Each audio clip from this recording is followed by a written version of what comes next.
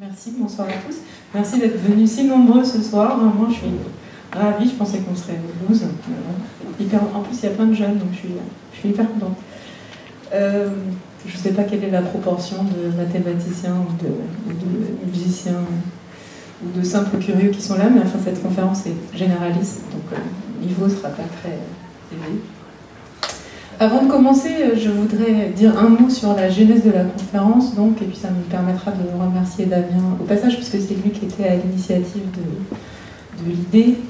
Donc Damien, là, c'est le super discothécaire de la médiathèque musicale de Paris qui se démène dans la vie et sur la toile pour faire en sorte que cet endroit soit plus qu'un simple lieu d'échange et d'emprunt de disques. Et donc, comme il l'a dit, quand il a su qu'il se préparait un mois autour du goût des maths, il s'est dit que ça serait intéressant de faire une conférence mathématiques et musique ici à la MMP. Et donc, comme il sait que j'ai cette double casquette de mathématicienne et musicienne pop-rock, il m'a demandé si je serais intéressée de faire une conférence sur le sujet. Et j'ai commencé par lui dire non. Ah bon, non, mais pourquoi?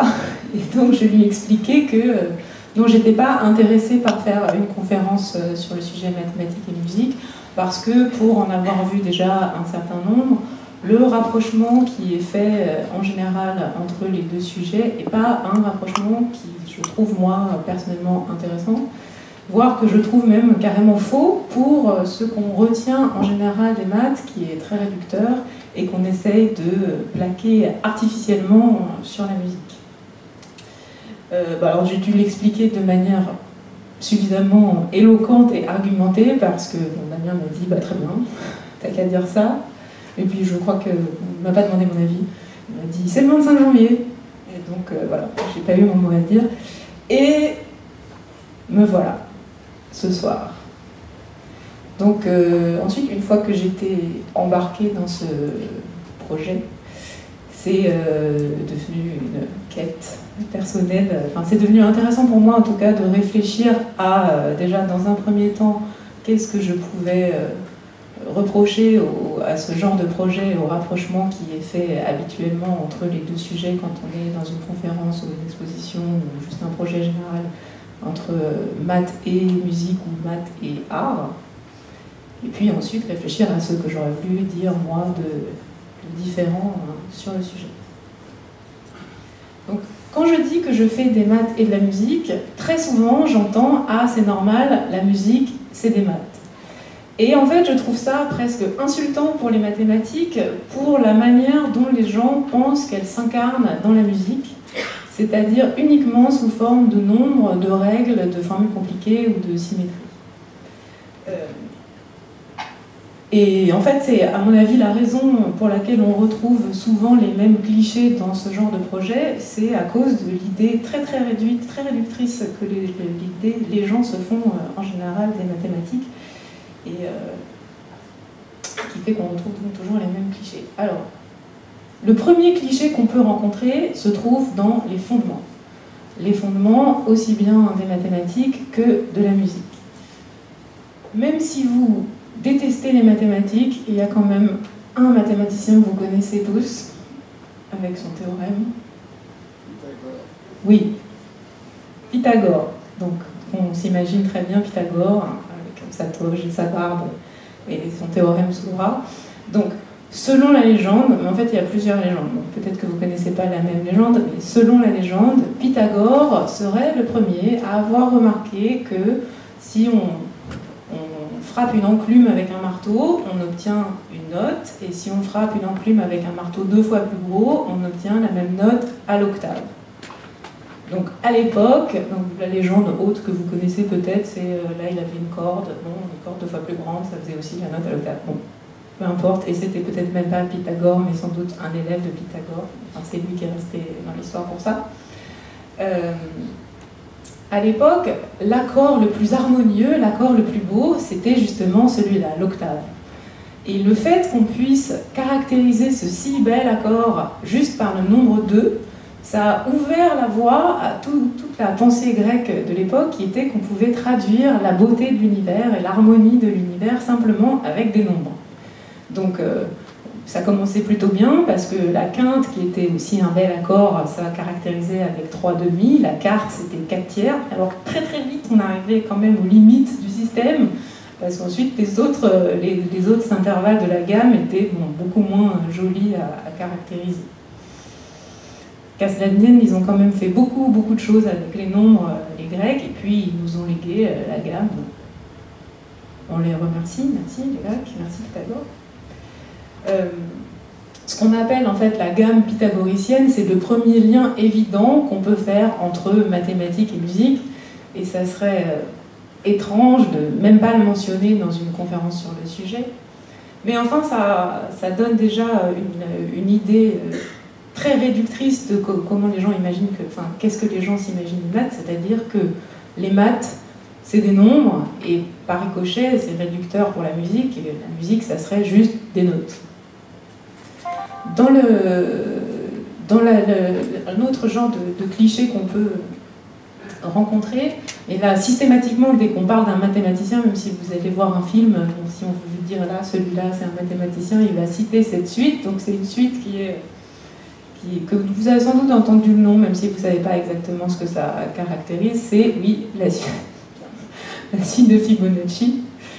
Donc la suite de Fibonacci, son principe c'est simplissime, c'est une suite de nombres, et chaque nombre est la somme des 2 termes précédents. Alors c'est parti. Donc le premier terme et le deuxième terme sont égaux à 1. Alors si on est un mathématicien, on commence à compter au 0e terme. Mais bon, si on est un peu plus normal, on commence au premier terme, donc le premier vaut 1 et le deuxième vaut 1. Et puis ensuite, 1 plus 1 vaut 2, 1 plus 2 vaut 3, etc. Et on construit comme ça la suite en faisant la somme des termes précédents, des 2 termes précédents. Étroitement lié à la suite de Fibonacci, on trouve un nombre qui est presque aussi célèbre que pi, mais enfin c'est pas pi, et qu'on appelle le nombre d'or, qu'on appelle aussi la divine proportion. Bon, je ne suis pas responsable du caractère divin qu'on a associé à ce nombre. On appelle donc nombre d'or aux divines proportions. Alors comment est-ce qu'il est lié à la suite de Fibonacci? Là on ne fait pas la somme de 2 termes consécutifs, on fait le rapport de 2 termes consécutifs. Ça veut dire qu'on divise un des nombres de la suite par le nombre qui le précède. Donc au début c'est pas très intéressant, mais ensuite rapidement on voit que le rapport de ces 2 termes consécutifs c'est quelque chose qui commence par 1,6. En fait on dit que la suite des rapports tend vers le nombre d'or, c'est-à-dire qu'on fait des rapports et on avance dans la suite et on va se rapprocher de plus en plus de ce nombre d'or. Alors pourquoi est-ce qu'on l'appelle la divine proportion? Parce que c'est un nombre qui est censé caractériser une harmonie de proportions géométriquement. Donc en termes un tout petit peu techniques, c'est-à-dire que si vous avez une longueur et que vous la divisez en 2 parties non égales, si la longueur du tout divisée par la longueur du plus grand est égale à la longueur du plus grand divisée par la longueur du plus petit, vous avez respecté cette harmonie de proportion et ça va être beau à regarder. Ça va être la divine proportion. Alors, on va tous s'extasier tous ensemble. Regardez-moi ce beau segment, si harmonieusement proportionné. Et là, on a pareil un beau rectangle incroyable. Alors, ici, nous avons une belle spirale où on peut retrouver la suite de Fibonacci, comment elle s'incarne dedans. Donc là, on a un carré de côté 1 et un carré de côté 1. Donc ces 2 superposés nous font un carré de côté 2. Et ensuite là, carré de côté 2 plus carré de côté 1, carré de côté 3, etc. Donc on retrouve la suite de Fibonacci à l'intérieur de la spirale. Ensuite, donc, artistes, peintres, architectes, etc., se sont inspirés de cette proportion, consciemment ou inconsciemment d'ailleurs, pour faire des belles choses. Donc là, on a l'homme de Vitruve de Léonard de Vinci. Donc, mis à part qu'il a 4 bras et 4 jambes, il est bien fait, donc il est bien proportionné, c'est-à-dire que sa taille totale divisée par la taille des pieds au nombril est égale à la taille des pieds au nombril divisée par la taille du nombril à la tête. Et puis, bon, il y a beaucoup d'autres de ces proportions harmonieuses qui sont trouvées dans son visage, bon, partout, voilà. Là aussi, on a un beau bâtiment bien proportionné. Bon. Ce qui est assez amusant avec la suite de Fibonacci, qui est même remarquable, c'est qu'on la retrouve à l'état sauvage dans la nature. Donc, notamment dans les alignements, par exemple, de la pomme de pin ou une spirale sur un coquillage, tout ça, c'est Fibonacci. Donc là, par exemple, vous voyez cette jolie petite pomme de pin. Donc là, je ne l'ai pas défigurée avec des nombres ou avec des segments, mais voilà, on a aussi le tournesol, on retrouve du nombre d'or et de la suite de Fibonacci là-dedans, l'escargot, et puis, alors là, le légume psychédélique par définition, donc dans lequel on peut se perdre en contemplation pendant des heures, c'est le chou romanesco, qui est lui aussi complètement fractal. Alors, pourquoi est-ce que je vous parle de ça dans cette conférence? C'est parce que certains compositeurs qui étaient soit férus de science ou juste qui appréciaient la nature se sont inspirés de cette suite ou du nombre d'or en se disant que peut-être si c'était esthétique à l'œil, ça avait peut-être une chance d'être aussi esthétique à l'oreille. Alors, on a par exemple Bartók qui, dans sa pièce pour cordes, percussion et célesta, a repris la suite de Fibonacci pour l'arrivée des instruments. Donc on a ici les altos qui rentrent à la première mesure, les violons qui rentrent à la 5e mesure, ici violoncelle à la 8e mesure, et puis là violon 2 à la 13e mesure. Donc écoutez si c'est pas bien proportionné. Vous pouvez suivre sur la partition, ça c'est le violon.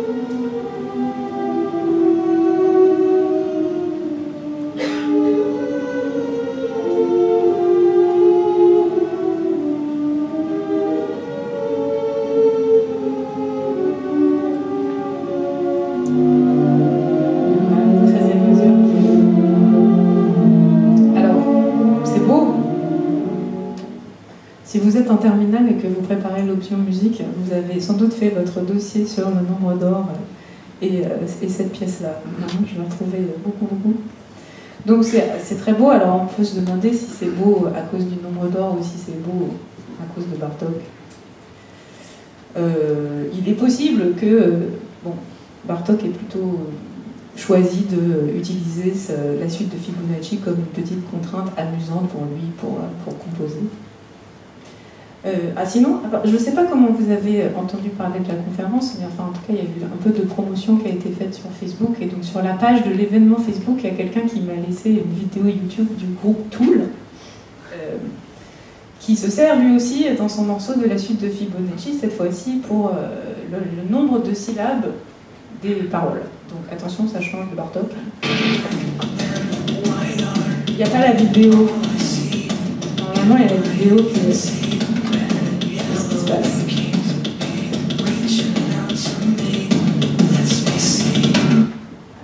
C'est beaucoup moins spectaculaire si on n'a pas la vidéo.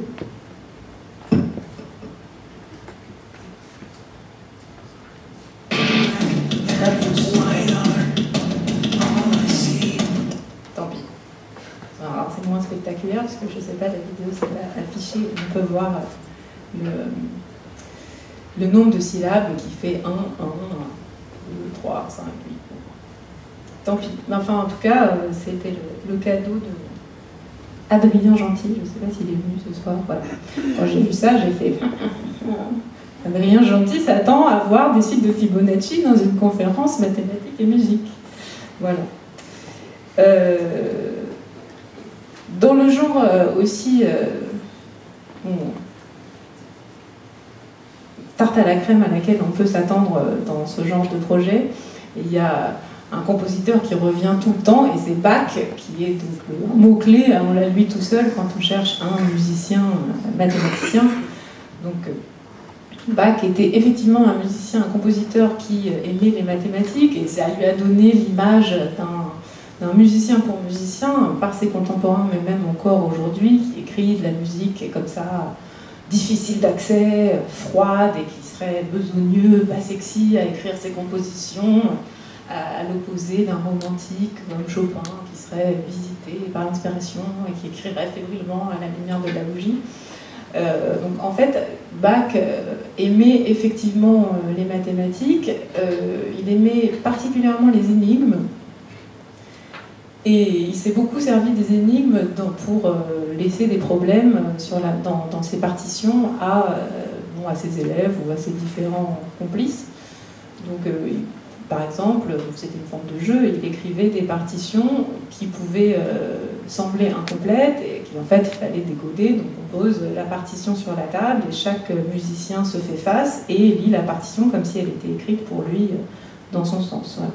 Et l'exemple le plus exotique qu'on peut trouver, c'est une partition qu'il a écrite, donc c'est l'offrande musicale qu'il a écrite sur un ruban de Möbius. Alors, un ruban de Möbius, qu'est-ce que c'est? C'est une surface qui n'a qu'une seule face. Je vais vous montrer. Voilà, là nous avons un ruban normal. Ce ruban normal a deux faces, une face externe et une face interne. Et si je fais un petit twist comme ça, donc ça c'est une forme qui n'existe pas dans la nature. C'est un concept, c'est une invention humaine. Donc là, j'ai maintenant une surface qui n'a qu'une seule face. Si je passe mon doigt, là je suis à l'extérieur, hop, je passe à l'intérieur, et puis je retourne à l'extérieur. Tout le monde a vu. Si vous n'avez pas vu, voilà. Mais en fait, je trouve qu'on voit encore moins bien. Voilà un ruban de Möbius. Donc, Bach a écrit l'offrande musicale sur un ruban de Möbius. Donc, c'est alors, si on n'a pas la vidéo, ça va pas. Si on l'a, voilà, ça sera plus simple que si c'est moi qui explique.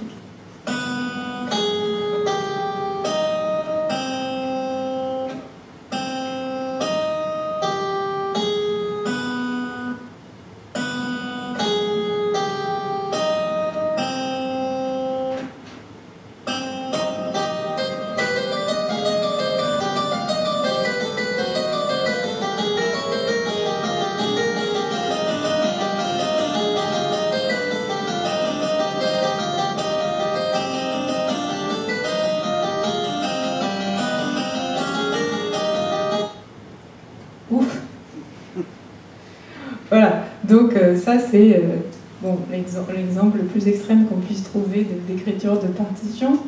Sinon, Bach aimait bien aussi se servir des symétries dans la construction formelle de ses œuvres, là, beaucoup, donc notamment dans le nombre de mesures, si vous regardez comment sont construites ces différentes passions qu'il a pu écrire, c'est vraiment totalement symétrique. Et en fait, il y a des thèses entières qui sont écrites sur Bach et les nombres, et avec des théories extrêmement farfelues, et vraiment l'analyse des nombres chez Bach est complètement vertigineuse. Alors par exemple, il y a une théorie que j'adore. Donc si vous prenez le nom Bach, et qu'à chaque lettre du nom, vous associez sa place dans l'alphabet, donc B, 2, A, 1, C3, H8, on fait la somme, ça fait 14. Et il y aurait des 14 un peu partout dans l'œuvre de Bach, qui serait sa signature numérique, donc une espèce de copyright qu'il a comme ça mis pour qu'on sache bien que c'est lui qui l'avait écrit. Mais là où ça devient intéressant, c'est qu'on trouve des 14 aussi dans l'œuvre de Mozart. Et donc, Bach aurait écrit certaines pièces qui sont ensuite faussement attribuées à Mozart. Donc là, c'est vraiment, les conspirationnistes se frottent les mains, parce que c'est Da Vinci Code. Voilà. Donc en fait, beaucoup ont essayé d'emprisonner l'œuvre de Bach dans des systèmes qui résumeraient, qui expliqueraient et qui résumeraient tout, mais ça marche pas, il y a toujours un petit bout qui dépasse, il manque toujours une mesure, une demi-mesure, où elle est en trop, bon. Et en fait, quand on cherche quelque chose chez Bach, l'œuvre est tellement immense que, enfin, qu'on a des grandes chances de le trouver, quel que soit ce qu'on cherche. Et la musique de Bach est tellement savante et complexe que la musicologie seule ne suffit pas à expliquer Bach. Et que parmi les nombreuses pistes possibles, une piste pour l'expliquer, c'est la piste mathématique, au sens où c'est compliqué, donc ça serait mathématique. Et c'est compliqué, donc c'est mathématique, c'est aussi un raccourci, ou un cliché que j'ai déjà souvent rencontrés. En fait, donc là, depuis tout à l'heure, j'ai surtout parlé de musique classique, mais moi, personnellement, je viens plutôt du rock. Donc dans ma vie de rockeuse mathématicienne, très souvent on m'a dit « tu fais des maths et du rock, tu dois faire du math rock ». Donc pour les gens qui ne savent pas ce que c'est que le math rock, c'est un style musical donc, relativement récent si on compare à Bach, mais vieux si on compte le nombre de styles musicaux qui sont apparus depuis, donc c'est 1990 à peu près. Donc dans la lignée du rock progressif. Il y a bien sûr des tas de querelles de chapelle pour définir qu'est-ce que c'est exactement le math rock et quel groupe est dedans et quel groupe est à la frontière et quel groupe n'en fait pas, mais enfin le consensus général c'est quand même que c'est une musique qui est compliquée à composer, qui est compliquée à jouer et qui est aussi dans une certaine mesure compliquée à écouter, et il faut se concentrer et même être intelligent peut-être pour la comprendre. Ça, bon. Et notamment, cette complexité réelle supposée se traduit dans l'utilisation de signatures rythmiques impaires. Donc, la signature rythmique, qu'est-ce que c'est? C'est ce groupe de deux nombres superposés au début de la partition. Donc, le nombre du bas, ça désigne quelle note, désigne l'unité de temps, et le nombre du haut, qui est celui qui nous intéresse le plus, c'est combien on va avoir de temps dans la mesure. Et là, j'ai mis dans 4/4, et dans la grande majorité des cas en pop rock, en musique populaire en général, on a cette mesure-là, qu'on appelle une mesure binaire, et on a 4 temps, et avec 4 temps, ben, c'est plus facile, comme ça, de se tortiller et de danser, parce que même si on ne sait pas danser, en fait, on retombe toujours sur ses pieds. Et en math rock, eh ben, en fait, on utilise pas mal des mesures impaires. C'est-à-dire qu'on ne va pas avoir du 4/4, mais on va avoir du 7/4, du 11/4, et donc ça va être plus difficile de se tortiller, parce que en fait, c'est pas une musique qui est réellement faite pour danser. Donc, quiz, attention, qui peut me dire la signature rythmique de ce morceau?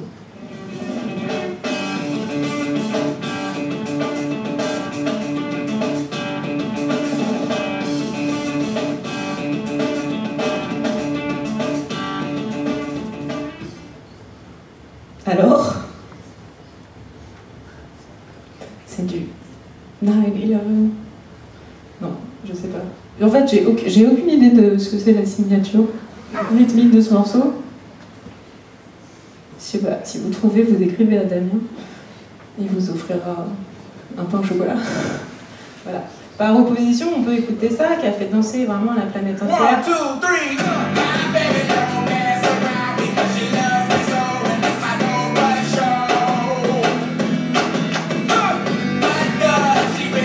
Comment c'est ça?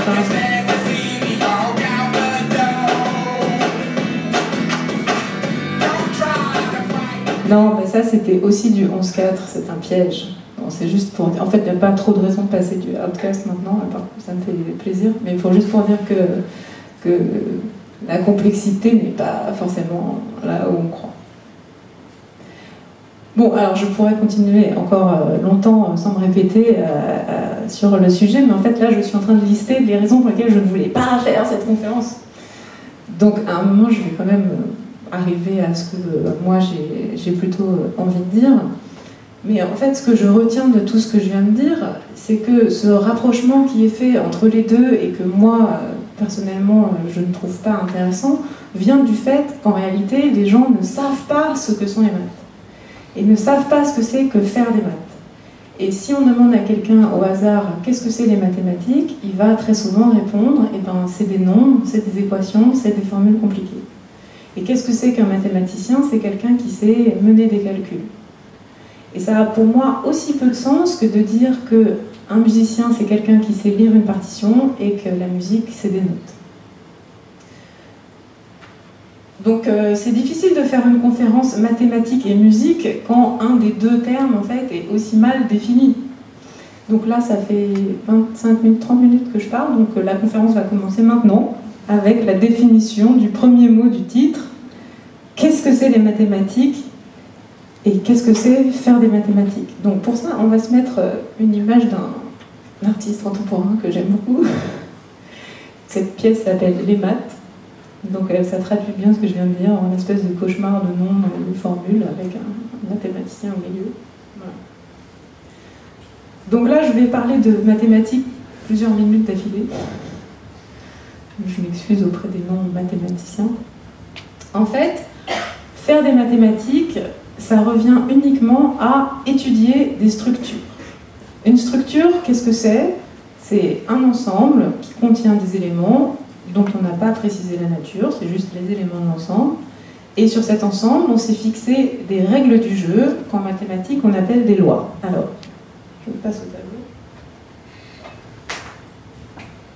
Alors, dans ma vie, j'ai été beaucoup au tableau et j'ai été beaucoup au micro, mais alors c'est la première fois que je suis au tableau avec un micro.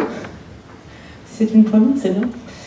Alors, par exemple, un ensemble, ça peut être...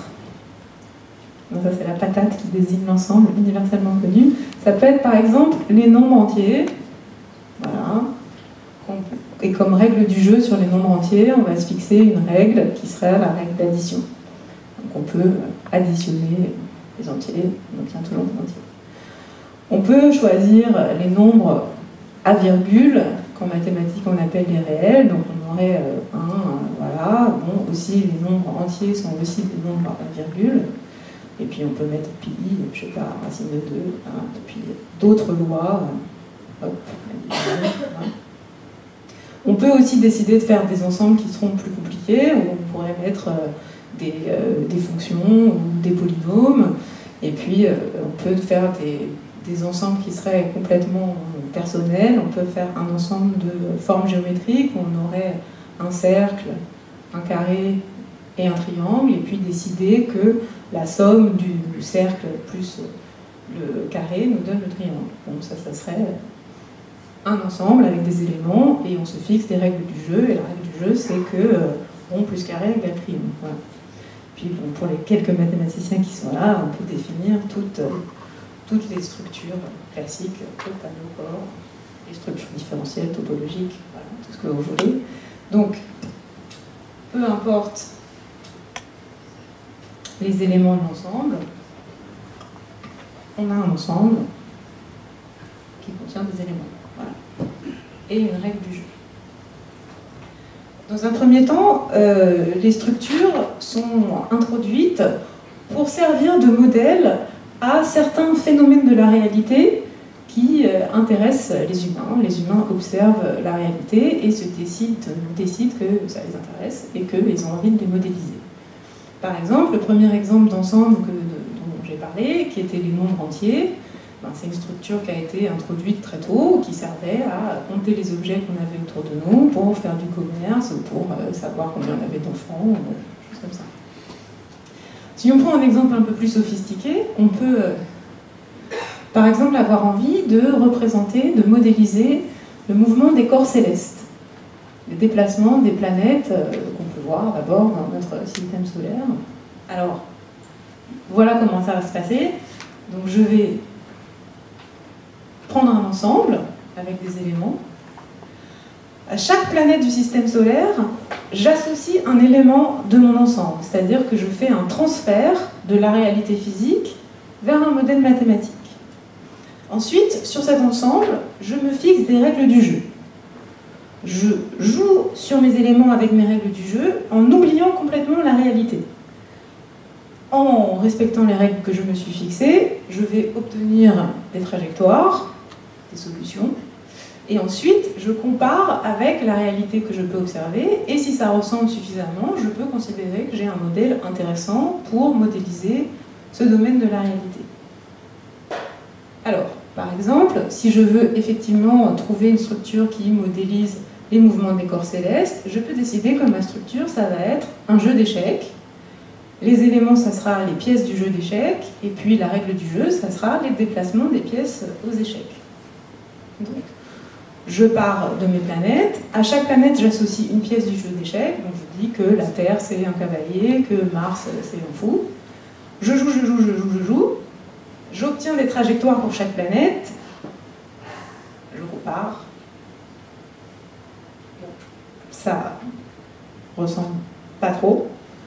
Donc, la structure que j'ai choisie était intéressante, mais pas pour servir de modèle au mouvement des corps célestes.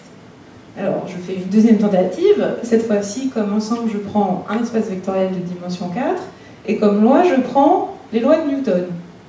Je joue, et qu'est-ce que j'obtiens? Bon, j'obtiens quelque chose comme des ellipses, je compare, et là, bah oui, là, ça correspond beaucoup mieux. Donc, on peut dire que cette structure-là est un bon choix pour modéliser les déplacements des corps célestes. Alors, dit comme ça, on peut avoir l'impression que les mathématiques n'ont comme but unique que de trouver des structures qui vont simplement servir à modéliser certains domaines de la réalité.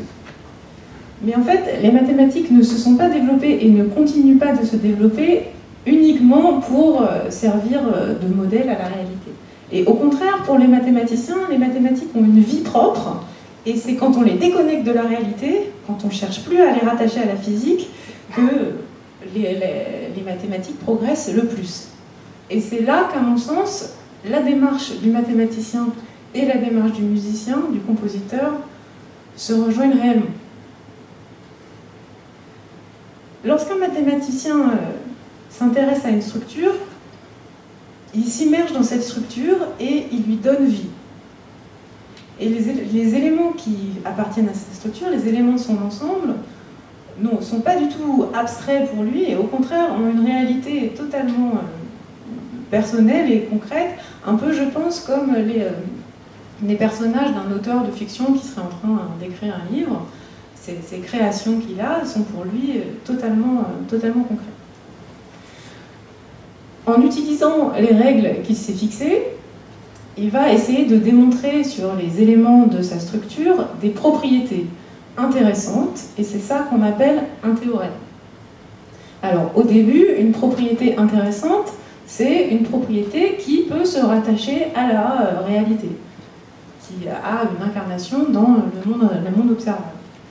Mais assez rapidement, en fait, il peut se prendre au jeu et de se mettre à démontrer des propriétés qui vont être uniquement mathématiques. Et très vite oublier la réalité pour vivre juste dans son monde et commencer à démontrer qu'ils sont des propriétés qui sont intéressantes pour lui. Donc, qu'est-ce que ça veut dire intéressant pour un mathématicien si on n'essaie plus de se rattacher à la physique? Donc c'est là en fait qu'il y a une notion d'esthétique totalement personnelle qui apparaît, c'est que le mathématicien qui travaille, qui s'est immergé dans sa structure, cette structure a pris une vie propre et il se met à vivre totalement dans ce monde fictif qui s'est créé, et ce monde est rempli d'émotions, et donc l'inquiétude, le doute, le plaisir font partie de cette vie. S'il y a des chercheurs dans la salle, ils seront d'accord avec moi que inquiétude, doute et plaisir extrême, c'est vraiment les deux pôles de la journée d'un chercheur. Plus rien ne marche et ah si, en fait, tout va bien. Bon. C'est ça la vie du mathématicien.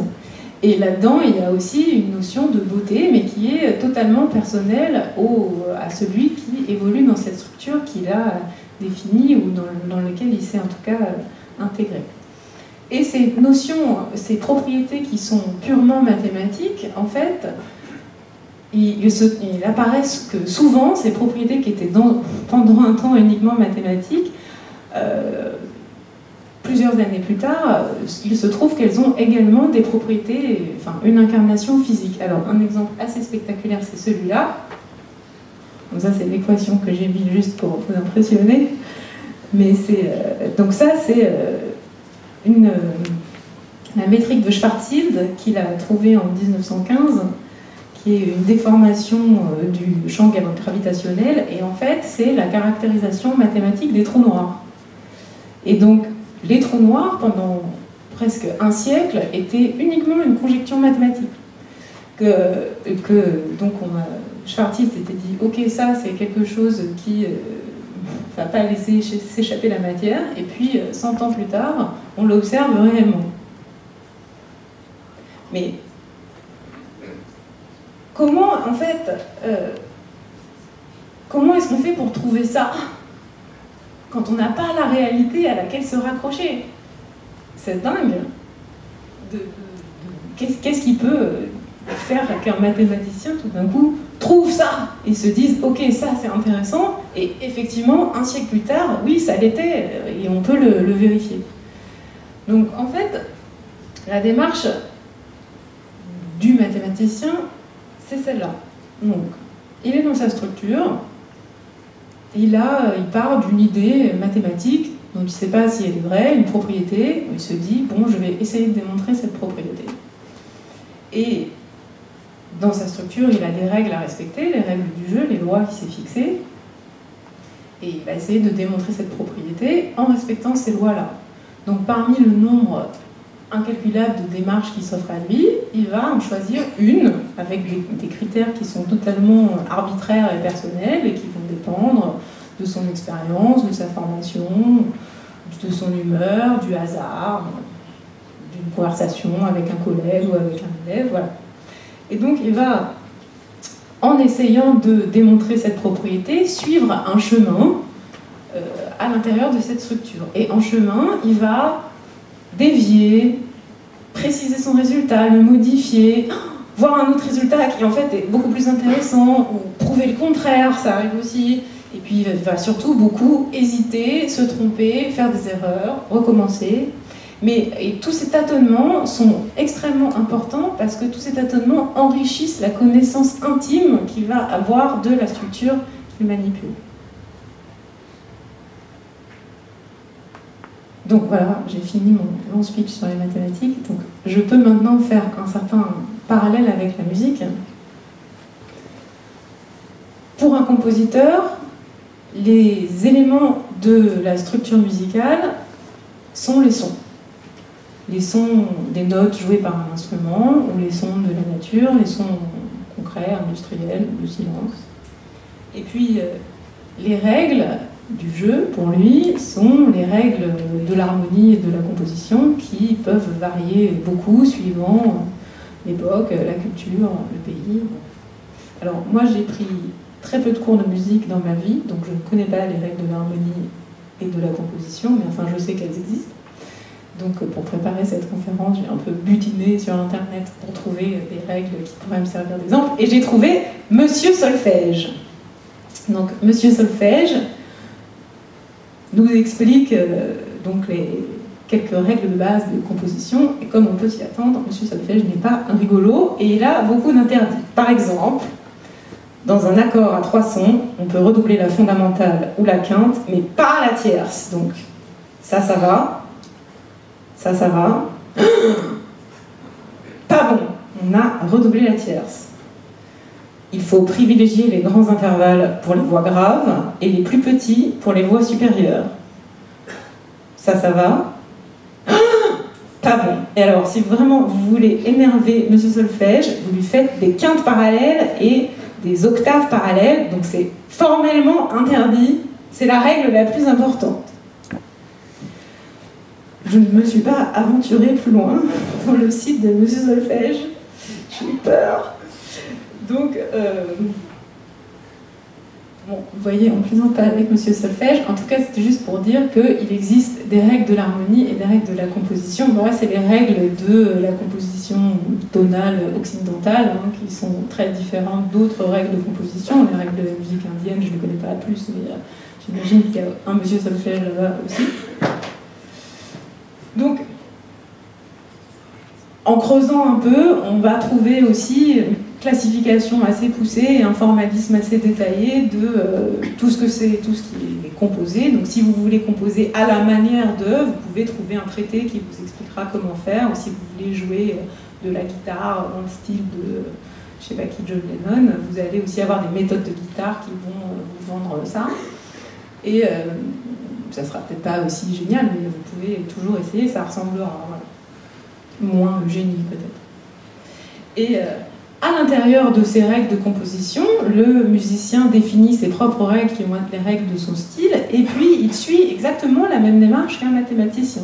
C'est-à-dire qu'il part d'une idée musicale, et puis dans son cadre de règles, et ben, il teste des démarches, il dévie, il affine, il trouve une idée qui n'était pas du tout celle de départ, mais qui s'avère être beaucoup plus intéressante. Et chaque tâtonnement qu'il va faire, et ben, vont enrichir sa connaissance de sa structure musicale et qui va affiner et développer son style. Alors malheureusement, je n'ai pas d'extrait musical à vous passer là pour ça, mais vous allez comprendre pourquoi dans une seconde. C'est que si on écoute les 150 CD de Mozart, de l'énorme coffret qui est sorti là, il y a quelques temps, en fait, on se rend compte que Mozart jouait beaucoup avait une grande exploration et expérimentation sur les sonorités des instruments. C'est-à-dire que si vous écoutez les morceaux qui sont composés à peu près à la même période, vous entendez un motif musical joué à un instrument avant, puis dans la pièce suivante à un instrument à cordes, puis dans la pièce suivante encore à un autre instrument, jusqu'à ce qu'après qu'il ait fait tous ces tâtonnements-là, tous ces essais-là, et ben on retrouve le motif dans une espèce de vérité pour lui dans l'opéra final. Il a fait une expérimentation et même une exploration de cette partie-là de son domaine musical jusqu'à trouver la bonne solution. Alors, quand on cherche quelque chose et qu'on trouve autre chose qui s'avère être plus intéressant, tout va bien. Mais quand on a fait une exploration approfondie, soi-même ou ses prédécesseurs, de la structure dans laquelle on évolue, qu'on soit en musique ou en mathématiques, il peut arriver que ces règles-là s'avèrent être en fait des limites dont on aimerait bien s'affranchir. Alors, par exemple, si on revient à cette histoire de quinte parallèle et d'octave parallèle qui entend M. Solfège, il y a une anecdote sur Xenakis, je ne sais pas si elle est vraie, mais enfin elle est reprise dans toutes les biographies de Xenakis, c'est que lorsqu'il a fait entendre au conservatoire sa première composition, son professeur s'est exclamé « Il y a des octaves parallèles, ça ne se fait pas !» À quoi Xenakis aurait répondu « Peut-être, mais cela me plaît. » Bon, c'est pas des jambes encore, hein. Mais bon, c'est une très bonne raison de d'écrire des quintes parallèles et des octaves parallèles si ça lui plaît. Et pour un mathématicien, c'est la même chose. Donc, lorsqu'un mathématicien essaye de démontrer un résultat et qu'il n'y arrive pas, il peut être tenté de ne pas respecter les règles qu'il s'est fixées pour sa structure, ou d'en utiliser d'autres, ou d'en emprunter ailleurs. Alors, ça peut être dangereux parce qu'alors sa théorie peut devenir incohérente.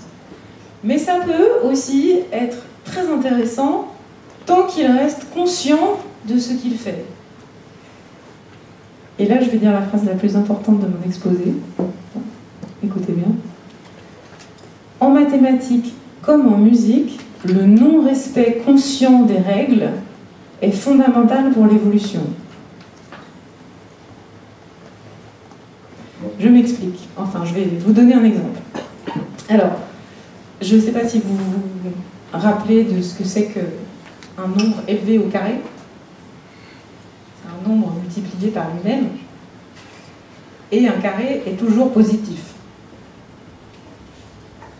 Par exemple, si vous prenez 3, le carré de 3, c'est 3 fois 3 et ça fait 9. Et si vous prenez moins 3, le carré de moins 3, c'est toujours 9. Ça va les icos? Vous suivez? Et donc, à un moment, certains mathématiciens essaient de résoudre des équations qui étaient un peu compliquées, et ça les aurait bien arrangé si un carré pouvait être négatif. Ça les aurait bien arrangé, mais c'était pas possible. Donc, ils se sont dit, personne ne me regarde, c'est pas grave, on va supposer que -1, ça peut être un carré, et que le nombre qui, multiplié par lui-même, est un carré, on va l'appeler I. I comme imaginaire.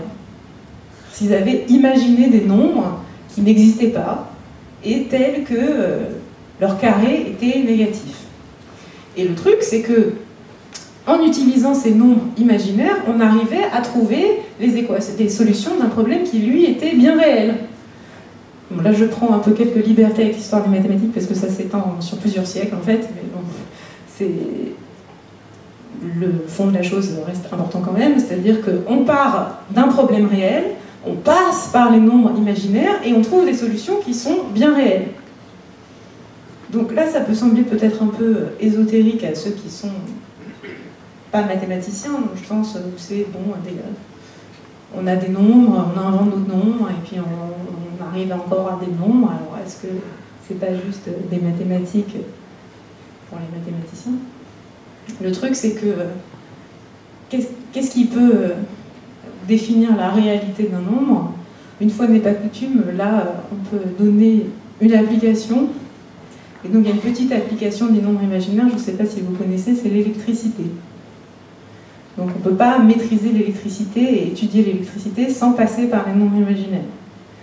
Donc, est-ce qu'on peut dire après que ces nombres qu'on ne peut pas, comme ça, nous, concevoir, n'existent pas et ne servent à rien, si ensuite ils interviennent dans... Là aussi, c'était un exemple de propriété uniquement mathématique qui, plusieurs siècles plus tard, trouve une application totalement concrète et quotidienne. Donc, en musique, c'est exactement la même chose. C'est même en fait assez évident. C'est-à-dire que tous les mouvements, les nouveaux mouvements musicaux qui apparaissent naissent en cassant les règles du mouvement précédent. Donc l'exemple le plus simple auquel on puisse penser, c'est l'exemple du jazz. Donc c'est toutes ces notes dissonantes interdites par Monsieur Solfège et tous ses copains. Donc les premiers jazzmen s'en sont emparés tout de suite pour ensuite les mettre dans tous leurs solos frénétiques. Et puis c'était au démarrage complètement même interdit hors la loi de jouer ces notes-là. Et ce qui est intéressant, c'est qu'on casse les règles de la composition classique harmonique occidentale. Pendant une folle minute, on est complètement rebelle et hors la loi, et puis très rapidement, en fait, on a inventé un nouvel académisme. On est à nouveau dans les règles qui sont les règles du jazz. Alors on recasse ces règles, et puis on fait free jazz, et puis on fait des tas de trucs, et puis on trouve ça partout dans le rock, des choses qui semblent complètement banales 5 minutes après, et sur le moment sont complètement choquantes, même ne serait-ce que l'introduction de certains instruments. Les premiers groupes de rock ont mis des Moog ou des claviers, ou l'introduction de la musique électronique, tout ça, c'était scandaleux sur le moment, et maintenant c'est complètement admis.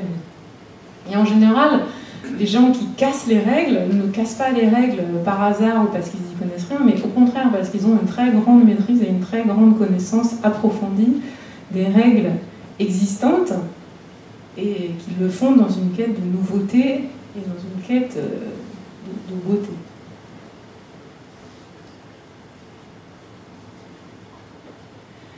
De beauté, justement. Donc jusqu'ici, j'ai uniquement parlé de la démarche du compositeur, de la démarche du mathématicien, donc créateur.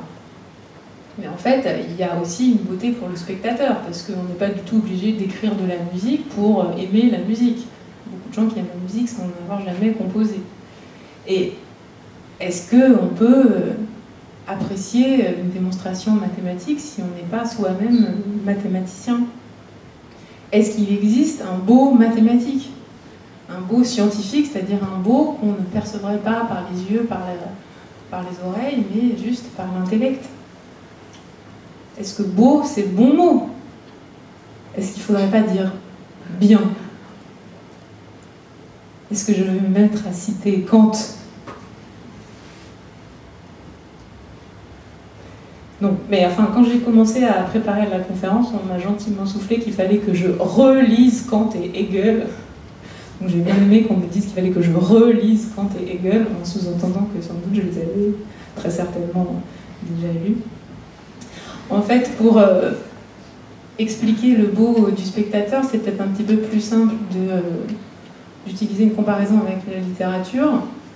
Donc si vous lisez de la fiction, de la science-fiction, du roman fantastique, on va dire, pour pas avoir des images qui sont rattachées au monde réel, si vous lisez Game of Thrones par exemple, et qu'un personnage meurt, c'est-à-dire toutes les 5 pages environ dans Game of Thrones, et que vous avez de l'empathie pour ce personnage, et vous êtes triste qu'il soit mort, c'est que intérieurement vous l'avez reconstruit. Et vous avez assimilé cet élément de la structure littéraire de son auteur. Donc, il y avait une structure littéraire qui appartenait à quelqu'un, Et en lisant, vous l'avez reconstitué et c'est devenu votre structure et les personnages, vos éléments. Et en mathématiques, pour moi, c'est la même chose. Donc si je lis une démonstration et que je fais « waouh, c'est hyper beau », c'est que le temps et l'effort que j'ai consacré à la lecture et à la compréhension de cette démonstration ont servi à ce que moi, je reconstruise intérieurement les objets, les éléments de la structure mathématique de l'auteur. Et en musique, bon, je ne vais pas m'attarder là-dessus parce que je sors un peu de mon domaine de compétences sans doute, mais pour moi, c'est aussi la même chose. De mon expérience personnelle, si j'écoute un morceau et que je l'apprécie, c'est souvent que je l'ai recomposé intérieurement, et même, mais ça c'est peut-être parce que je suis musicienne, pop-rock, c'est qu'au bout de... Quand un morceau me plaît particulièrement, ben, j'ai toujours envie de le reprendre. Et le reprendre, ça me permet de rentrer un peu plus encore un peu plus en profondeur dans le morceau pour qu'il devienne le mien plus. Et il y a autant de choses et les mêmes choses qu'on peut admirer à la fois en mathématiques et en musique, c'est-à-dire auxquelles on peut être sensible quand on reconstitue intérieurement tous ces éléments, c'est qu'on peut admirer une virtuosité mathématique ou la virtuosité du solo échevelé de, je sais pas, Bohemian Rhapsody, ou la simplicité, que l'élégance se trouve dans la simplicité d'un résultat qui est fort et qui est une démonstration est très simple, ou 4 accords, une chanson des Beatles qui vous fera pleurer toute votre vie.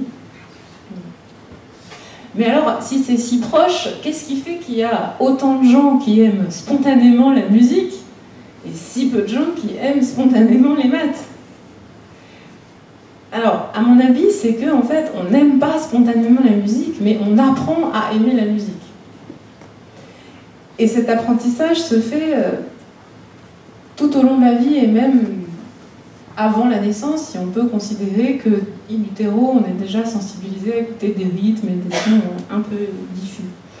Et ensuite, la culture musicale se fait tout au long de la vie, de manière plus ou moins approfondie, suivant ce à quoi on est exposé, par la famille, les amis, la culture, mais on a quand même un chemin qui réussit à relier certaines émotions à certains styles de musique. Donc,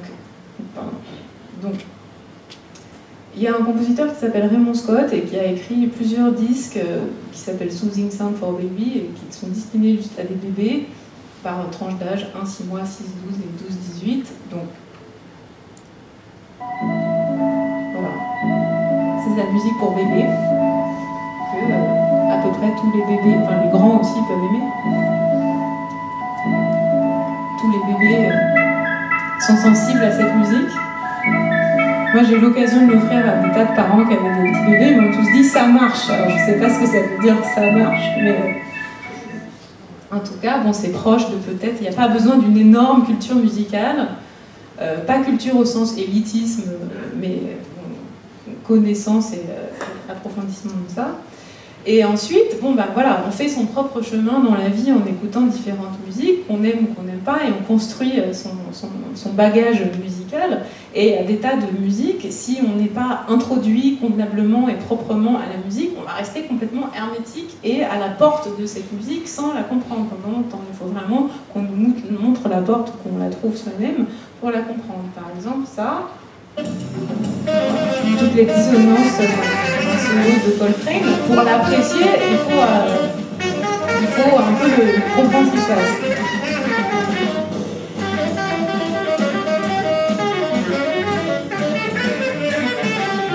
Enfin, j'ai l'impression que vous pouvez aimer tout de suite, mais... Enfin, vous comprenez qu'on passe pas non plus immédiatement de ça à ça. Ça, c'est Einstürzenden Neuwolken. Il y a des gens qui écoutent des concerts de ça.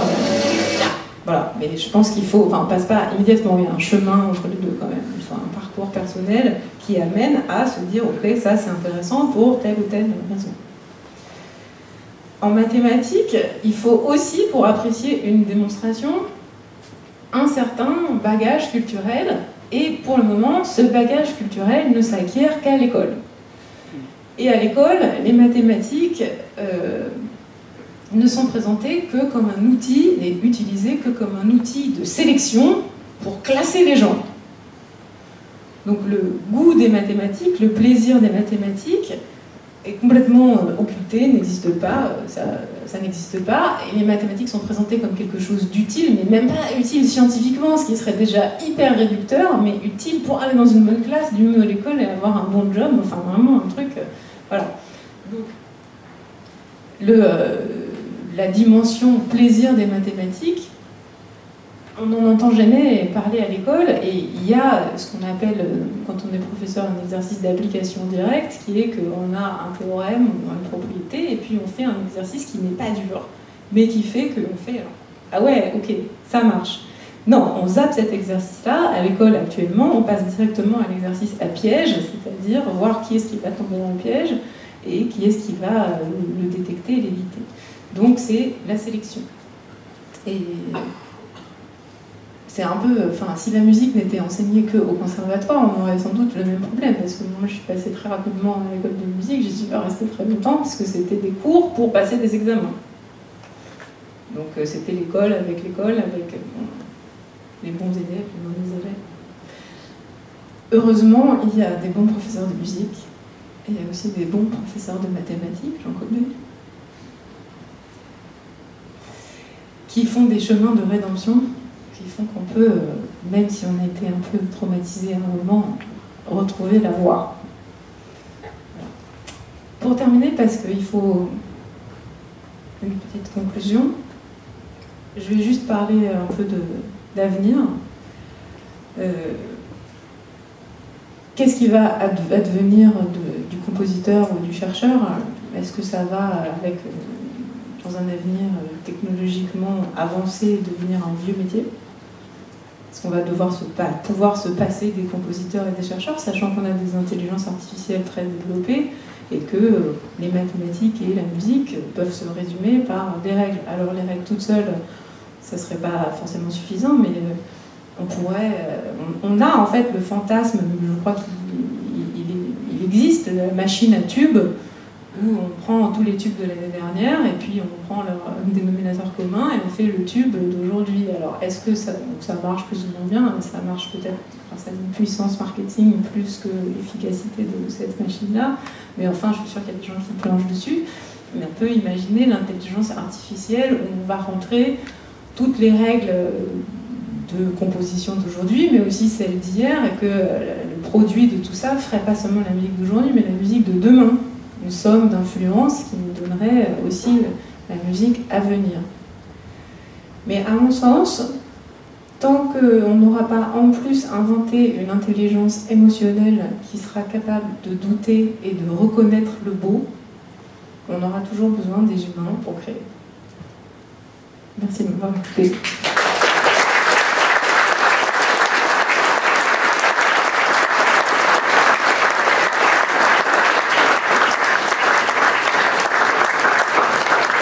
Merci Zoé. Alors il y a un micro sans fil très pratique que je peux faire passer à qui veut, si quelqu'un a envie de se lancer sur une question, une remarque, une critique, une félicitation, tout ça.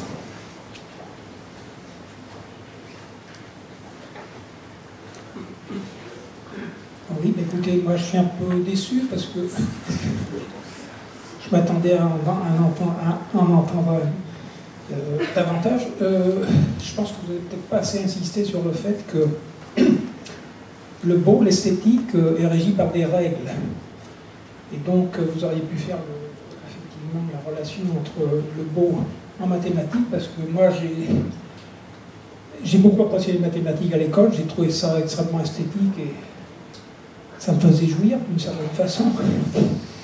Et donc, s'il y a de l'esthétique en mathématiques et de l'esthétique en musique, parce que, bon, on ne peut pas faire n'importe quoi en musique. Bon, moi, j'ai pas réussi à prendre le solfège, et quand j'appuie sur les touches d'un piano, bref, c'est pas beau à entendre.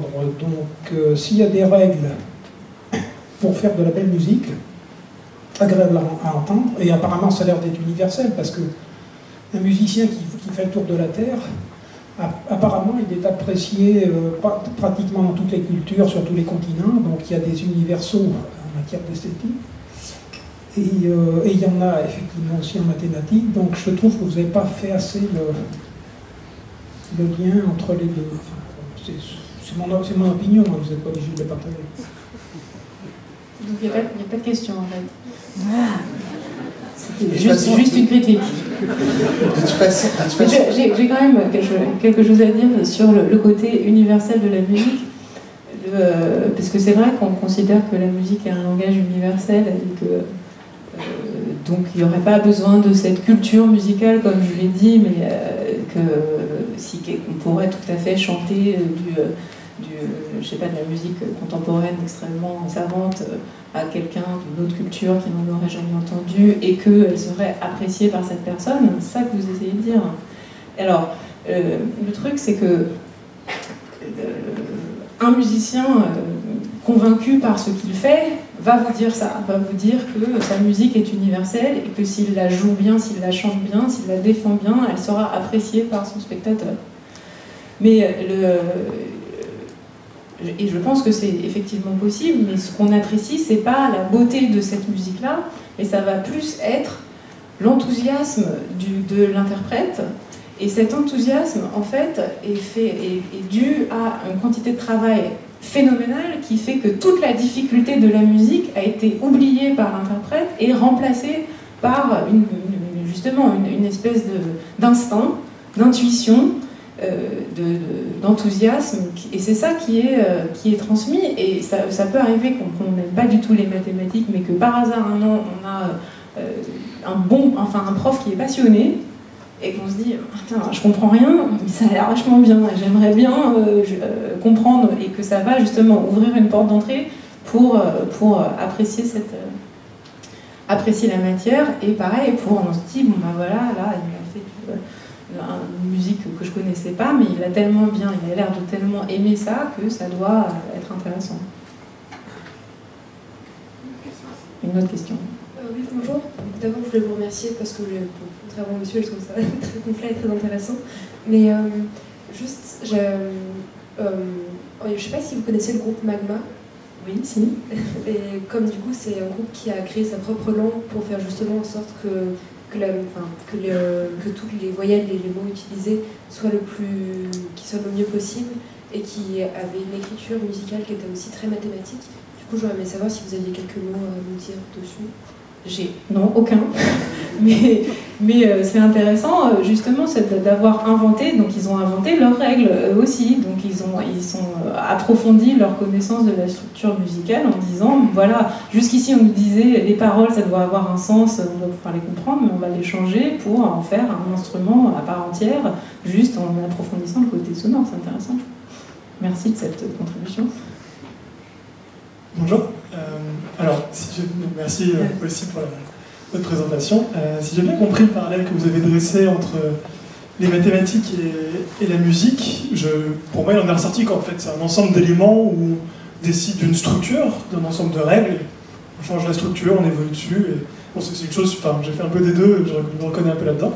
Mais je me demandais s'il n'y avait pas pour vous aussi une différence de nature lorsqu'on utilise un ensemble d'éléments ou un autre. Par exemple, quand on utilise la musique, on est capable de produire quelque chose que je trouve beaucoup plus complexe, mais aussi moins facile à saisir que quand on utilise des éléments qui sont mathématiques.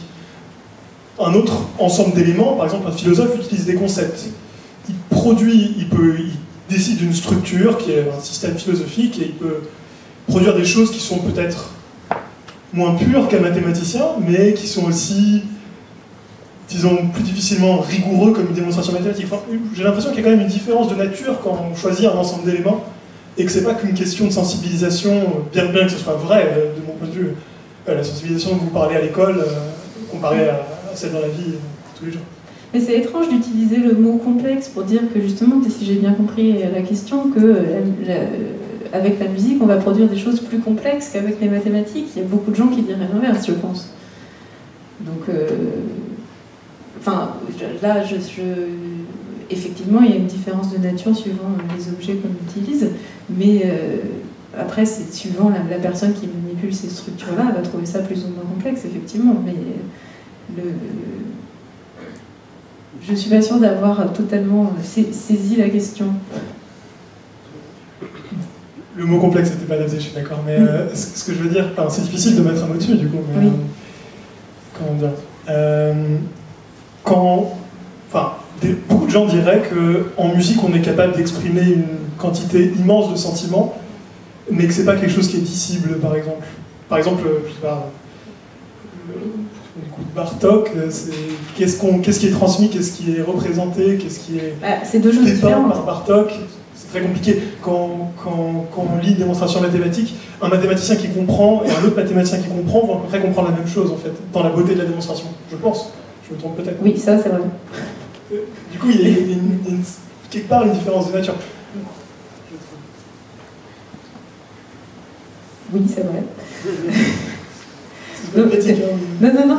Mais bon, disons, c'est après peut-être le champ d'émotion qu'on peut ressentir quand on écoute de la musique est différent et peut-être plus large que le champ d'émotion qu'on peut ressentir quand on lit la démonstration mathématique de quelqu'un d'autre qui se limite à j'ai compris ou j'ai pas compris, j'ai cette satisfaction-là.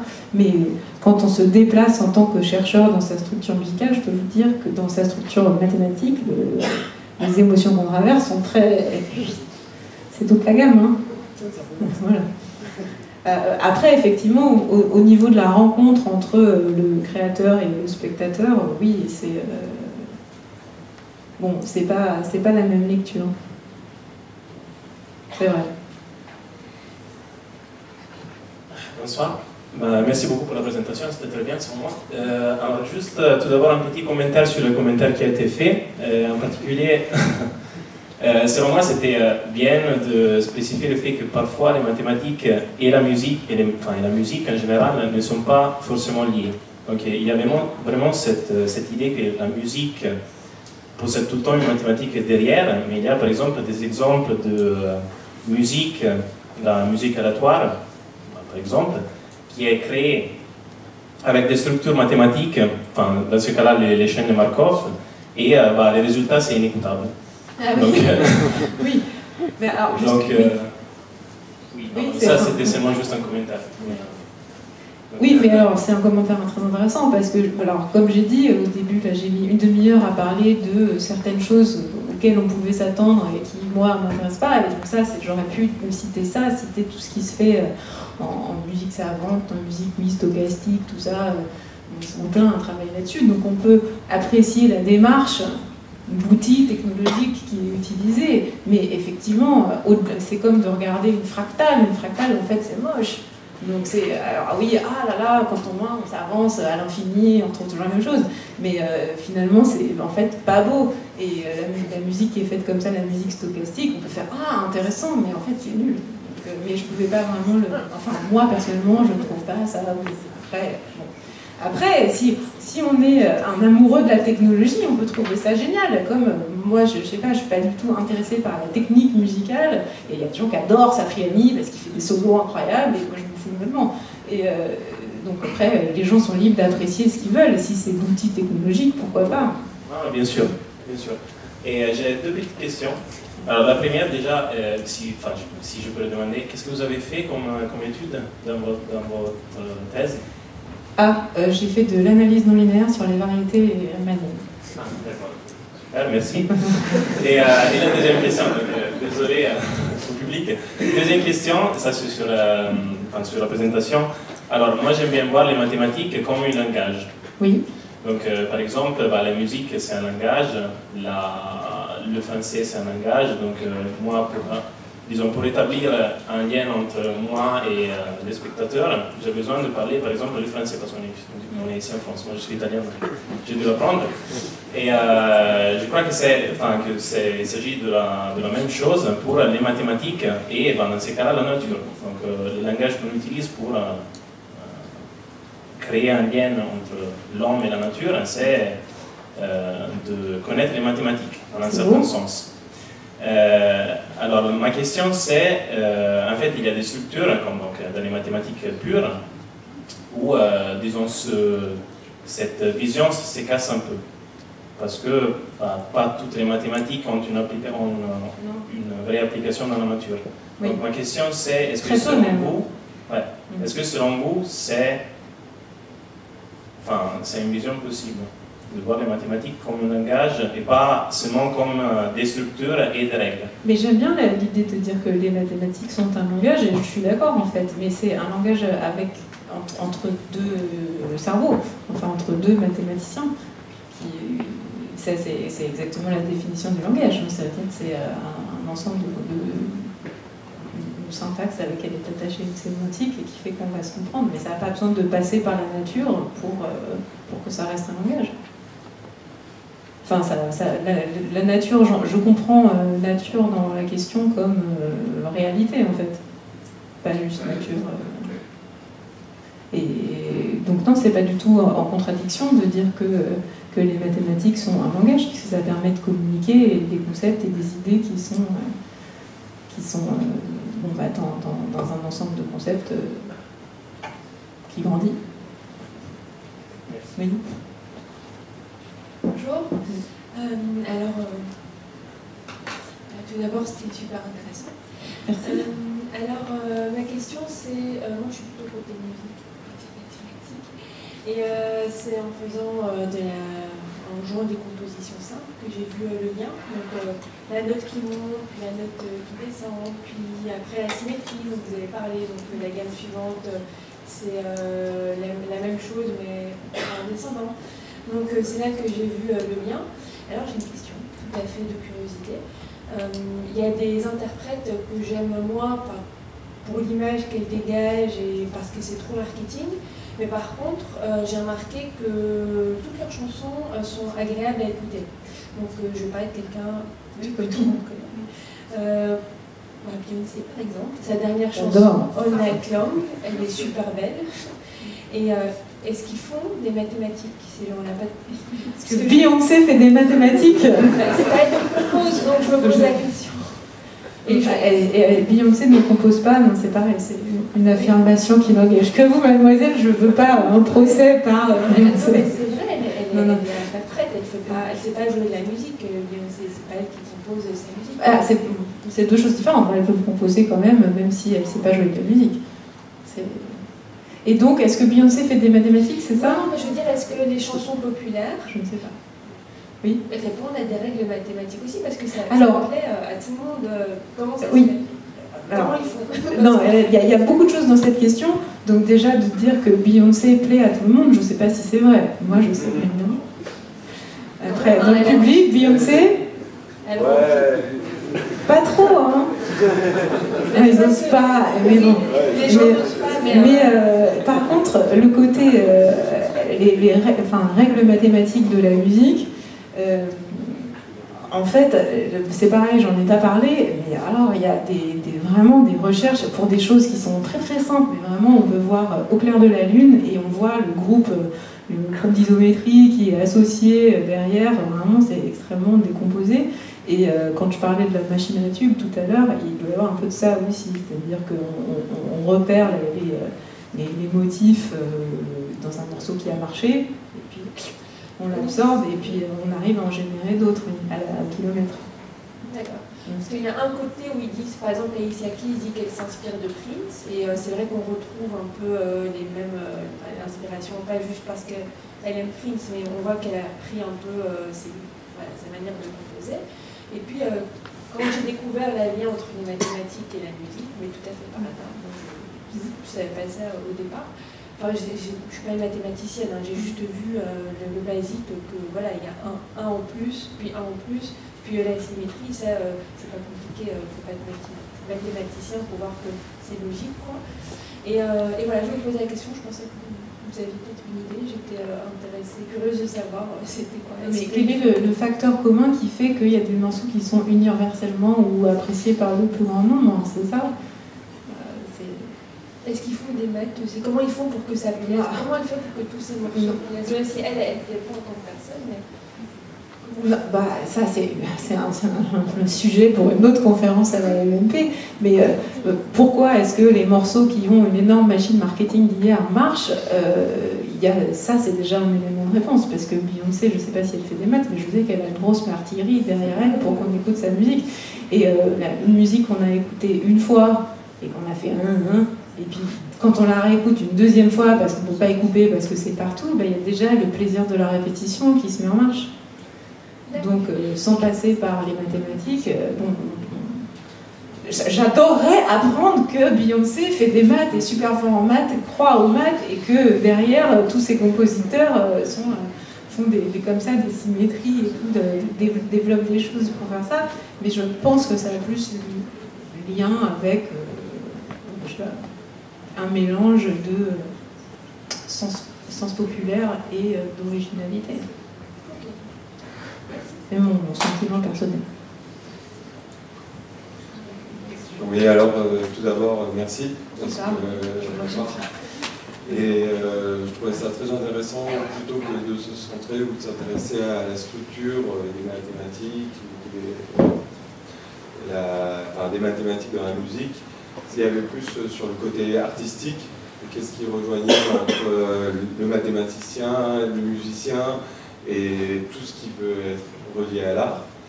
Et en fait, ma remarque était plus sur votre conclusion où en fait, vous disiez par rapport à une intelligence artificielle qu'elle ne pouvait pas définir le beau. Et du coup, effectivement, enfin, je suis à moitié d'accord, on va dire, dans le sens où, selon des règles, on peut peut-être dire que c'est esthétique, comme on a vu avec le nombre d'or, mais aussi, enfin, par rapport à la phrase que vous avez dit, qui était la plus importante, que le mathématicien pouvait enfreindre les règles tant qu'il en était conscient, et à partir de là, faire justement de l'innovation. Je pense que l'homme a un avantage sur la machine, parce que l'intelligence artificielle, si un jour elle existe, avec des capacités aussi incroyables soient-elles, on sera toujours obligé de la contrôler, et lui fixer au moins une règle, c'est de respecter les règles. Et du coup, par rapport à ça, on peut quand même être confiant sur l'homme et sa capacité à, être unique ou essentiel. Et sinon, c'était juste ma remarque, et une petite question, je ne sais pas si vous avez un avis vite fait là-dessus, par rapport à qu'est-ce que pourrait être une super intelligence artificielle pendant 30 ans, et enfin, qu'est-ce qu'elle pourrait porter, comment, je ne sais pas. Je voudrais faire une remarque sur la remarque. Oui. J'ai pas d'avis sur qu'est-ce que ça va être une super intelligence artificielle. Donc, longtemps, j'y ai pas réfléchi, mais sur la remarque, donc en fait, c'est est-ce qu'on peut remplacer un compositeur ou un chercheur avec juste une intelligence artificielle? Et moi, je dis non tant qu'on n'a pas une intelligence émotionnelle, et vous dites non tant qu'on n'apprend pas à enfreindre des règles. Mais même si ça enfreignait les règles, ça veut dire que la somme des choses qui sont produites par cette intelligence artificielle, qu'est-ce qu'il y a dedans qui est bien? C'est ça surtout, c'est-à-dire que comment, si on peut faire une machine à théorème aussi bien qu'une machine à tube, on rentre toute l'axiomatique d'un domaine mathématique et puis on produit des propriétés. Mais qu'est-ce que c'est qu'une propriété intéressante? Et c'est là que la subjectivité, et c'est là que c'est intéressant d'avoir vécu dans cette structure fictive, ce monde fictif qu'on a créé, c'est qu'à un moment on le connaît. Oui, mais est-ce qu'on peut créer une intelligence qui justement se permet d'enfreindre les règles, qui n'a pas de limite? Ça, après c'est Terminator, c'est pas ça se termine, quoi. C'est risqué. Voilà. C'est risqué. Mais enfin, on n'est pas obligé d'enfreindre les règles pour faire des belles choses non plus. Non, mais tout à fait dans des domaines simplissimes, oui, pour sortir des mais choses. la partie créative ou innovation ou le génie qu'on a un peu du mal à expliquer. À caractériser. Voilà, l'intuition, je sais pas, mais là-dessus, l'homme a une longueur d'avance et n'est pas prêt d'être égalé peut-être. Ouais. En tout cas, comme ça, on ne devient pas obsolète. Oui, nous humains. C'est une bonne nouvelle. Oui. Merci. Il y a pas mal de questions. Je reviens. Une question, est-ce qu'on peut expliquer mathématiquement un accord diabolique? Pourquoi est-ce qu'on fait pas un accord? Alors oui, on peut, mais moi je ne peux pas vous expliquer. J'ai pas révisé pour la conférence, mais oui, on peut, oui. L'accord diabolique interdit la quinte du loup, là, ce petit bout qui manque, comme on a c'était les notes qu'on n'avait pas le droit de jouer, parce que ça rentrait pas justement dans un système. Et puis après, on s'est autorisé à le jouer, et puis voilà. Mais on peut, mais ça, c'est pas difficile à trouver en cherchant en fait sur Internet. Bonsoir madame. Vous avez parlé pas mal du lien entre musique et mathématiques au niveau des structures. On peut éventuellement enfreindre les règles, mais il y a un lien selon moi qui est au niveau de la transe, de la fureur, un peu quand on prend par exemple un rocker qui a fait un solo de rock et puis dans la chanson, dans l'album, il est bien défini, il dure une durée parfaite, mais en live il va improviser, ça peut durer très longtemps, il ne saurait pas le refaire après, donc en musique ça semble évident, mais je pense qu'en fait en mathématiques on peut l'atteindre petit à petit. Quand on pense à Ramanujan par exemple, qui était assez connu pour sortir des formules complètement incompréhensibles, des trucs indémontrables, et d'ailleurs on n'a pas encore tout démontré dans ces trucs, et en fait ces formules lui venaient comme ça, comme des aspirations quasiment mystiques, et quand il en parlait, pour lui, je crois qu'il se fait représenter en parlant à la déesse, je ne sais pas quelle déesse hindoue. Il y avait ça, il y a les professeurs d'Évariste Galois parlaient de lui en disant qu'il était habité par la fureur des mathématiques, des choses qui sortaient complètement démentes, et il y a une autre partie qui est l'inconscient. Poincaré était connu pour avoir démontré des problèmes sur lesquels il luttait depuis longtemps, en se baladant, et des choses qui surgissaient comme ça d'un coup. Et en fait, on pourrait peut-être y trouver un parallèle avec... Un lien de plus. Pardon ? Un lien de plus. Oui, un lien de plus, et savoir ce que vous en pensez, si vous avez un peu expérimenté les deux choses, à la fois en musique et en mathématiques. Est-ce que moi j'ai expérimenté la transe du rocker et la transe du mathématicien? Oui. Voilà. À mon humble niveau. Hein. Non, je pense que tous ces gens qui peuvent justement sembler habités par le mystique et avoir comme ça des choses qui apparaissent sont en fait des gens qui sont extrêmement brillants et qui ont une maîtrise, mais aussi bien dans le solo échevelé que les formules qui apparaissent toutes seules. En fait, rien n'apparaît tout seul. C'est au contraire une clarté de vision du monde dans lequel ils sont, enfin, de la structure, pour réutiliser ce mot-là, qui fait qu'ils peuvent avancer là où personne n'avancerait parce qu'ils savent que ça va bien se passer.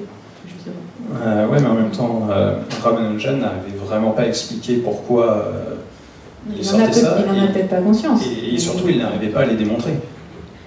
Pour certaines. Il n'arrivait pas à les démontrer. Ça me dépasse. C'est ce que je disais tout à l'heure en réponse aussi, c'est-à-dire qu'il y a un moment où on a fait un travail énorme, qu'on a oublié et que maintenant les choses, enfin, passer ce cap de travail, les choses peuvent sembler instinctives, mais parce qu'on a oublié la somme de travail qui a mené à cet état-là. Et ça, pour trouver les formules qui sont vraies et que l'on ne démontre pas, ça, je ne sais pas, mais disons, pour les autres, ça a plus lien avec ça. Une question par ici, on va retourner par là, il me semble.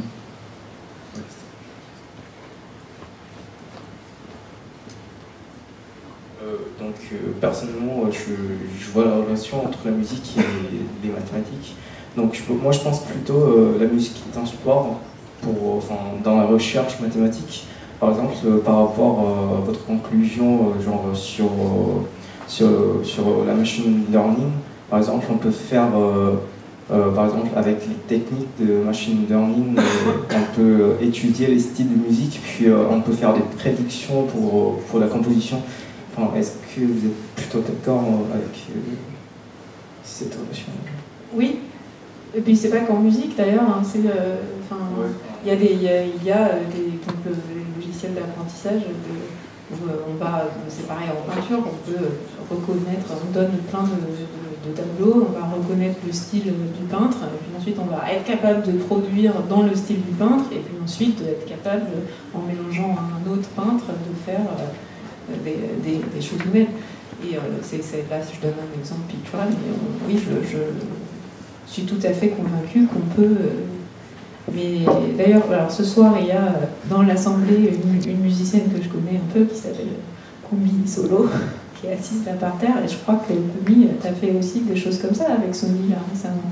Voilà, donc de la musique qui est générée automatiquement, mais après il faut quand même passer et écouter pour détecter quand même qu'est-ce qui est intéressant. C'est comme la question tout à l'heure, si on fait de la musique aléatoire, tout n'est pas bien après à l'écoute. Donc on peut générer plein de musique qui serait dans un certain style ou avec certaines influences, mais après il faut quand même repérer quoi. Ce qui est bien. Merci.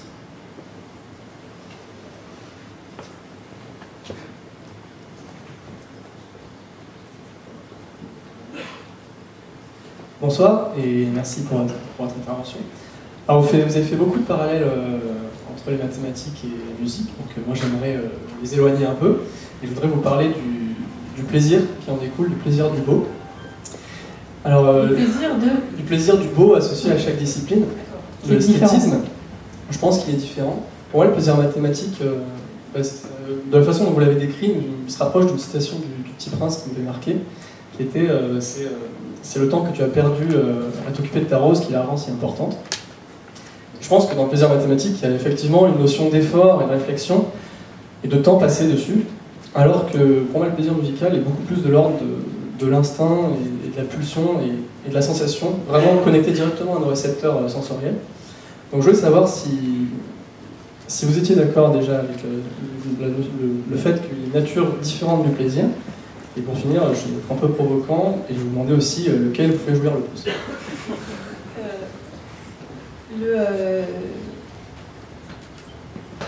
En fait, moi j'ai fait un parallèle entre les deux, d'abord essentiellement dans la démarche du créateur. C'est-à-dire que là, le temps et l'effort, c'est le temps qu'on a perdu à s'occuper de sa rose mathématique ou de sa rose musicale, c'est si on veut composer, créer des belles choses dans les deux, il y a quand même du temps derrière. Et on fait peut-être des choses peut-être plus rapidement en musique qu'en mathématiques, sauf que c'est rapidement là, mais il y a peut-être 20 ans de travail avant qui font qu'on arrive à composer rapidement. Pour ce qui est du beau du spectateur, on n'est pas obligé de passer longtemps sur une démonstration pour l'apprécier. On peut trouver que c'est sympa tout de suite. Mais alors bon, c'est vrai il y a des musiques qu'on écoute et qu'on aime tout de suite, et, sans avoir à y passer du temps pour les apprécier. Peut-être qu'en y passant encore plus de temps, on les apprécie de plus en plus. Et bon, après, c'est sûr que c'est pas exactement la même chose, c'est une des questions que j'ai posées. Qu'est-ce que ça veut dire beau et qu'est-ce que ça veut dire après le plaisir qu'on a à écouter quelque chose? C'est-à-dire que reconnaître que c'est intéressant pour soi alors que ça vient pas de soi. Je ne peux pas forcément le définir plus que ça. Et pour répondre à la question provocante, je pense que je préfère quand même écouter de la musique que lire des démonstrations mathématiques, même si ça m'arrive souvent. Là, il y a quelqu'un à qui je parlais de cette conférence-là, c'est la personne qui m'a dit qu'il fallait que je relise Kant et Hegel, qui m'a dit qu'elle a lu une phrase de Derrida, qu'elle avait déjà lue mais qu'elle n'avait jamais comprise, et qu'en la lisant et la comprenant vraiment, elle me dit « J'ai eu plus de plaisir à comprendre cette phrase qu'à rencontrer des gens ces 6 derniers mois. » Et j'ai trouvé ça génial, parce que il y a un moment, peut-être que les choses instantanées sont plus faciles d'accès, mais ont un impact moins fort. Et qu'un effort immense peut faire un effet plus grand. Il y a encore 3 dernières questions, et puis après on fera ça en mode plus individuel, sinon ça sent pas. Oui, je vous ai oublié, vous êtes la 3e. Bonsoir, merci. Et j'ai une simple question en fait. Vous avez parlé de la relation par les mathématiques, le fait de la réduction des mathématiques à l'école, et que ce soit juste un facteur de sélection. Souvent. Oui, ce qui est vrai. D'ailleurs, j'ai beaucoup de problèmes avec les mathématiques. Je suis surtout venu pour comprendre la relation entre les deux. Et pourquoi la musique est donc plus accessible aux gens? C'est juste un facteur sensoriel ou c'est juste que les mathématiques, qu'est-ce qui fait que les gens soient plus intéressés par la musique je pense en tout cas. Non, mais c'est... Pourquoi? Pourquoi? Il y a plein de raisons, mais c'est ce que je disais. Enfin, moi j'avais une amie qui était violoniste et qui venait de Russie. Elle disait qu'en Russie, la musique là-bas, c'était pas vécu comme la musique ici, parce que c'était aussi des carrières. Et que ça se passait beaucoup au conservatoire et beaucoup à l'école de musique, et que il y avait cette grosse pression comme on met là aujourd'hui sur les mathématiques ici en France, que il faut pas se planter parce que après la vie, toute sa vie en dépend. Donc chez nous, c'est ce que j'ai un peu mentionné, c'est-à-dire que les chemins de rétention, moi je suis passée vite fait à l'école de musique, je suis partie, mais après j'ai joué dans des groupes, j'ai fait des tas de trucs, donc, et puis j'ai écouté de la musique, voilà, donc on peut se rattraper plus facilement avec la musique, il y a plus de chemins pour y retourner, même si on n'aimait pas les cours de solfège du mardi soir, alors qu'avec les mathématiques, c'est, à part le goût des maths de temps en temps, des initiatives comme ça, c'est exclusivement à l'école. Donc, il n'y a pas d'autres... il faut avoir la chance d'avoir rencontré quelqu'un qui a su... Voilà, qui a su exprimer que ça pouvait être génial, même si sur le moment on n'a pas compris pourquoi. D'accord. Merci. C'est qui l'artiste qui a dessiné ça? Il s'appelle Zelig Herberg et il a 8 ans. Voilà. Il a eu une période non. Donc ça c'est un des dessins qu'il a fait. Bonsoir. Je voudrais vous remercier pour la conférence, c'était très intéressant à mon sens. Mais en fait, je voudrais revenir sur l'analogie qui porte sur le fait que, sur l'idée que les mathématiques et la musique, c'est un ensemble de règles parce que selon moi, les mathématiques, c'est un ensemble de règles, mais même si on pourrait casser l'une des règles, on aura toujours une règle qui serait que les résultats ou les règles logiques. Voilà, qu'ils ne doivent pas être contradictoires.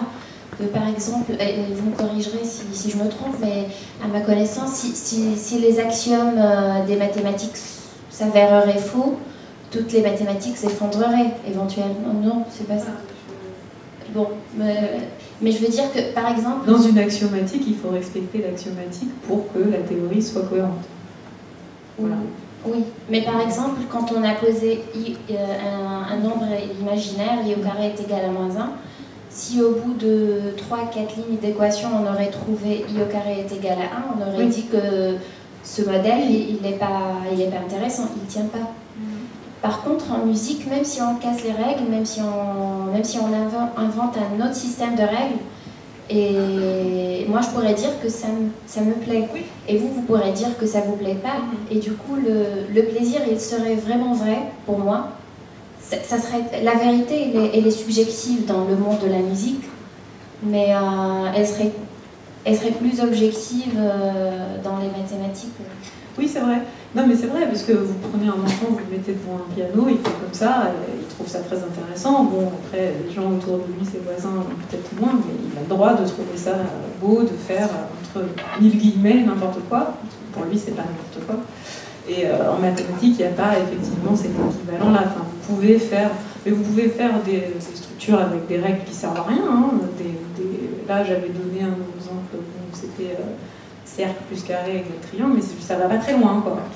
Et, effectivement, il faut, après, de dire que l'enfant qui fait comme ça ne respecte pas de règles, parce qu'il respecte les siennes, hein, des choses qui ne sont pas écrites. Mais c'est vrai qu'il n'y a pas un équivalent, enfin, on ne peut pas faire totalement une objection entre les deux, dire que ça serait... qu'il y aurait des maths où on fait n'importe quoi et qui vaudrait quelque chose. Juste une petite question, s'il vous plaît. Est-ce que votre bagage mathématique vous a servi dans votre pratique musicale et vice-versa? Eh ben, en fait, non, pas le bagage mathématique à proprement parler, mais vraiment la démarche, ma démarche de chercheuse. Et moi, j'ai vraiment fait les deux en parallèle toute ma vie. Donc, il n'y en a pas un qui a précédé l'autre, qui fait que j'aurais pu dire, ok, ça m'a servi pour l'autre. Mais c'est dans la démarche, j'ai le même rapport avec ma guitare que j'ai par rapport à une démonstration que je dois faire. Je me dis, dit, bon, ok, ça, la transition n'est pas terrible, on verra plus tard. Enfin, bon, je suis dans... donc les deux s'enrichissent mutuellement, dans mon cas personnel. Mais après, c'est ce que j'ai aussi un peu essayé de dire rapidement, c'est-à-dire qu'on peut voir certains types aussi, donc tout le monde ne fait pas des mathématiques et de la musique, mais moi je connais beaucoup de gens dans les deux domaines, et il y a des mathématiciens qui sont extrêmement techniques, et qui ne jurent que par la technique, et il y a des musiciens qui sont extrêmement techniques aussi. Et il y a dans les deux, il y en a qui sont plus comme ça, dans une espèce de... qui trouvent, oui, les résultats en marchant, dans une espèce de déambulation lunaire, et pareil pour la musique, les gens qui composent comme ça. Donc on retrouve les deux, des types de personnalités extrêmement similaires dans les deux champs d'application. Merci. Merci beaucoup. Merci à tous d'avoir bravé le froid.